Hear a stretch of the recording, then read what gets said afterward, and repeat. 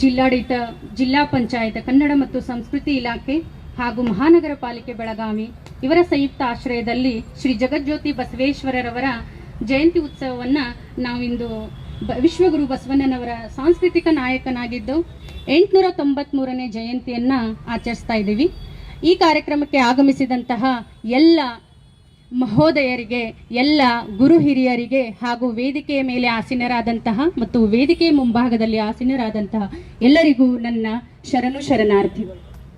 ಬಡವರ ಪರವಾಗಿ ಜಾತಿಗಳ ವಿರುದ್ಧ ಹೋರಾಟ ಮಾಡುತ್ತಿರುವ ವನದಲ್ಲಿ ಪುಷ್ಪವಾಗಿ ಅರಳಿದ ಶ್ರೀ ಜಗಜ್ಯೋತಿ ಬಸವೇಶ್ವರರಿಗೆ ಶರಣು ಶರಣಾರ್ಥಿ ಅಂತ ಹೇಳ್ತೀನಿ.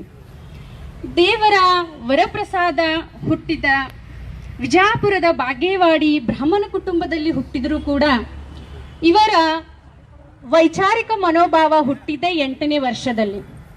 ಈಗಾಗಲೇ ಅವರು 8 ವರ್ಷಗಳ ಕಾಲ ಅವರು ಬ್ರಾಹ್ಮಣ ಸಮುದಾಯದಲ್ಲಿ ಹುಟ್ಟಿದ್ದರಿಂದ ಅವರು ಷಡ್ಶಾಸ್ತ್ರಗಳನ್ನು, ಸಮಾವೇಶವಾಗುವ ನ್ಯಾಯ, ವೈಶೇಷಿಕ, ಪ್ರಕೃತಿ, ಪುರುಷ, ಲಿಂಗ ಪುರಾಣ, ವಿಷ್ಣು ಪುರಾಣ, ಸ್ಕಂದ ಪುರಾಣಗಳನ್ನೆಲ್ಲ ಅಧ್ಯಯನ ಮಾಡಿದ್ರು.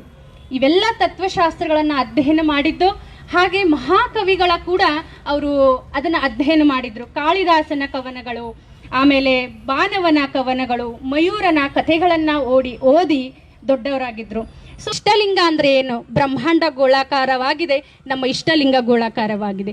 ಹಾಗಾದ್ರೆ ಅಲ್ಲಿರುವಂತ ಅದ್ಭುತ ಶಕ್ತಿಗೆ ನಾನು ಅಲ್ಲಿ ಹೋಗಿ ರೀಚ್ ಆಗಬೇಕು, ನಾನು ಅಲ್ಲಿ ಹೋಗಿ ತಲುಪಬೇಕಂತಂದ್ರೆ ನಾವು ಹೇಳ್ತೀವಿ ಸಣ್ಣ ಮಕ್ಕಳಿಗೆ, ಅಪ್ಪ ಅಜ್ಜ ತೀರ್ಕೊಂಡಿದ್ದಾನ, ಅಮ್ಮ ಎಲ್ಲಿ ಹೋಗ್ತಾನವ ಅಜ್ಜ ತೀರ್ಕೊಂಡ್ಮೇಲೆ? ನಕ್ಷತ್ರ ಆಗ್ತಾನಪ್ಪ ಅವ, ಅಜ್ಜ ನಕ್ಷತ್ರ ಆಗ್ತಾನ, ಅಜ್ಜಿ ನಕ್ಷತ್ರ ಆಗ್ತಾಳ ಅಂತ ಹೇಳ್ತೀವಿ. ಹಾಗಾದ್ರೆ ಆ ನಕ್ಷತ್ರ ಹೆಂಗಾಗ್ತದ? ನಾವು ಜೀವನ ಮಾಡ್ತಾ ಇರುವ ಉದ್ದೇಶ ಏನಂತ ತಿಳ್ಕೊಳ್ಬೇಕು. ನಾವು ಜೀವನ ಮಾಡುವಂಥ ಉದ್ದೇಶ ಯಾವುದಪ್ಪ ಅಂದ್ರೆ ಸುಖ ಶಾಂತಿ, ನಾನು ಜೀವಿಸಬೇಕು, ನೀವು ಜೀವಿಸಬೇಕು, ಎಲ್ಲರಿಗೂ ಜೀವನ ಮಾಡಲಿಕ್ಕೆ ಅವಕಾಶ ಮಾಡಿಕೊಡ್ಬೇಕು. ಹಾಗಾದ್ರೆ ಈ ಸಿದ್ಧಿಯನ್ನು ಹೆಂಗೆ ಪ್ರಾಪ್ತಿ ಮಾಡ್ಕೊಳ್ಬೇಕು? ಈ ಸಿದ್ಧಿ ಪ್ರಾಪ್ತಿ ಮಾಡಬೇಕಂದ್ರೆ ನಮಗೆ ಏಕಚಿತ್ತ ಬೇಕು, ಕಾನ್ಸಂಟ್ರೇಷನ್ ಬೇಕು. ನಮಗೆ ಏಕಚಿತ್ತ ಸಿಗ್ಲಿ ಅಂತ ಹೇಳಿ ಬ್ರಹ್ಮಾಂಡದೊಳಗೆ ಹೋಗಿ ದೇವ್ರನ್ನ ಹುಡುಕಡ್ಬೇಡ್ರಪ್ಪ. ಕೈಯಾಗ ನಿಮಗೆ ಬ್ರಹ್ಮಾಂಡ ಕೊಡ್ತೀನಿ ಅಂತ ಇಷ್ಟಲಿಂಗವನ್ನ ಕೈಯಲ್ಲಿ ತಂದಿಟ್ಟ ಬಸವಾದಿ ಶರಣರಿಗೆ ದೊಡ್ಡ ಚಪ್ಪಾಳೆ ಆಗಬೇಕು. ಬಸವಾದಿ ಶರಣರು ಶಿವಯೋಗದ ಮೂಲಕ, ಇಷ್ಟಲಿಂಗದ ಮೂಲಕ ನೀವು ದೇವರನ್ನ ಕಂಡ್ಕೊಳ್ಬಹುದು, ನೀವು ದೇವರ ಜೊತೆ ಒಡನಾಟವನ್ನ ಮಾಡ್ಬೋದು, ಅಂತರ್ದೃಷ್ಟಿಯಿಲ್ಲ ದೇವರ ಜೊತೆ ಮಾತನಾಡ್ಬಹುದು ಅಂತ ಒಂದು ಸುಲಭ ಮಾರ್ಗವನ್ನ ಹೇಳ್ಕೊಟ್ಟಿದ್ದಾರೆ. ಮಾನವ ದೇವನಾಗಬೇಕಂದ್ರೆ, ಜೀವ ಶಿವನಾಗಬೇಕಂದ್ರೆ, ನರ ಹರನಾಗಬೇಕಂದ್ರೆ ಇಷ್ಟಲಿಂಗದ ಅವಶ್ಯಕತೆ ಇದೆ.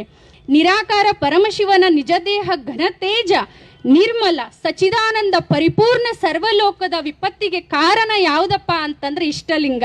ನಮ್ಮ ಕಾನ್ಸಂಟ್ರೇಷನ್ ಆಗಿರ್ಬೋದು, ಇಷ್ಟಲಿಂಗದ ಜೊತೆ ನಾವು ಅಯಸ್ಕಾದಂತೆ ಪ್ರೋಟಾನ್, ನ್ಯೂಟ್ರಾನ್, ಎಲೆಕ್ಟ್ರಾನ್ಗಳು ಹೆಂಗೆ ಸುತ್ತುತ್ತಾವಲ್ಲ, ಹಂಗೆ ನಾವು ಸಜ್ಜನರ ಸಂಘ, ಶರಣರ ಸಂಘ, ನಮ್ಮ ಮಕ್ಕಳು ಏನಾಗಬೇಕಂತಂದ್ರೆ ಶರಣರ ಒಡನಾಟಗಳಲ್ಲಿ ನಾವು ಮೆಂದು ಎದ್ದು ಅಂತಂದ್ರೆ ನಾವು ಏನು ಮಾಡ್ಬೋದು?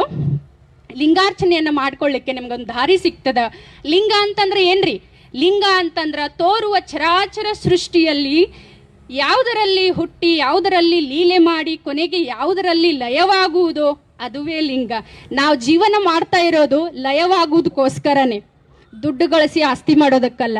ಒಬ್ಬರನ್ನೊಬ್ಬ ಅರ್ಥ ಮಾಡ್ಕೊಳ್ಬೇಕು, ನಾನು ಜೀವಿಸಬೇಕು, ಉಳಿದವ್ರಿಗೂ ಜೀವನೆ ಮಾಡಲಿಕ್ಕೆ ಕೊಡಬೇಕು ಅಂತ ಹೇಳಿ.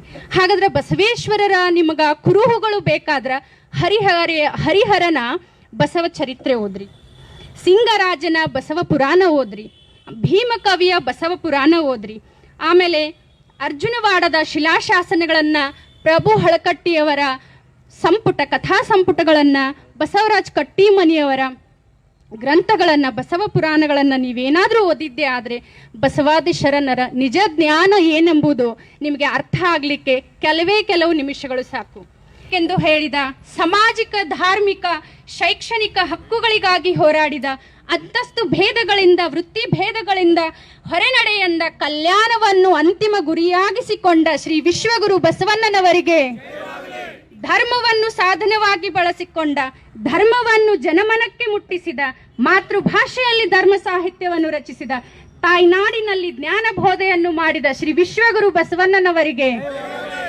ಆತ್ಮ ಸಾಕ್ಷಾತ್ಕಾರ, ಆತ್ಮವಿಶ್ವಾಸವನ್ನು ಹೆಚ್ಚಿಸಿದ, ಬೆಳಕಿನತ್ತ ಕೊಂಡೊಯ್ದ, ನೊಂದವರಿಗೆ ದಾರಿದೀಪವಾದ, ಭಾಗ್ಯ ದೇವತಾ ಪುರುಷನಾದ, ಮಹಾನಂದಾದೀಪನಾದ, ಸೃಷ್ಟಿಕರ್ತನಾದ ಶ್ರೀ ವಿಶ್ವಗುರು ಬಸವೇಶ್ವರರಿಗೆ ಮಣ್ಣಿನ ಮಾತಿನಲ್ಲೇ ಆತ್ಮಗೀತೆಯನ್ನು ಬರೆದ, ಆಧ್ಯಾತ್ಮ ರಸಗಂಗೆಯನ್ನು ಹರಿಸಿದ, ಮುಕ್ತಿ ದಾರಿಯನ್ನು ತೋರಿಸಿದ ಗೌರಿ ಶಂಕರನೆಂದೆನಿಸಿಕೊಂಡ ವಿಶ್ವಗುರು ಬಸವಣ್ಣನವರಿಗೆ ವಚನಗಳ ಮೂಲಕ ದಾರಿ ದೀಪವಾದ, ವಚನದಲ್ಲಿ ಸಾಹಿತ್ಯ, ತತ್ವಜ್ಞಾನ, ಮನೋವಿಜ್ಞಾನ, ವಿಜ್ಞಾನಗಳ ವಿವರಿಸಿದ ಆತ್ಮವಿಶ್ವಾಸ ಕಾರಂಜಿ ದೇವಮಾನವ ಶ್ರೀ ವಿಶ್ವಗುರು ಬಸವಣ್ಣನವರಿಗೆ ಜಯವಾಗಲಿ, ಜಯವಾಗಲಿ, ಜಯವಾಗಲಿ. ಎಲ್ಲರಿಗೂ